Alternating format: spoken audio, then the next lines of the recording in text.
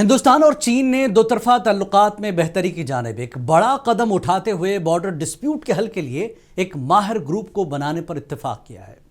پی M Modi, national security advisor Ajit Doval اور Chinese foreign minister وانگ یی کی ملاقات کے بعد جاری بیان کے مطابق دونوں ممالک نے سرحدی حد بندی کے جلد حل اور بارڈر علاقوں میں امن و سکون برقرار رکھنے پر زور دیا ہے۔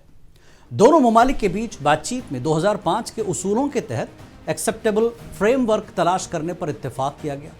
سرحدی امور پر مشاورت کے لیے WMCC کے تحت ایک ماہر گروپ اور بہتر سرحدی انتظام کے لیے ورکنگ گروپ قائم کیے جائیں گے۔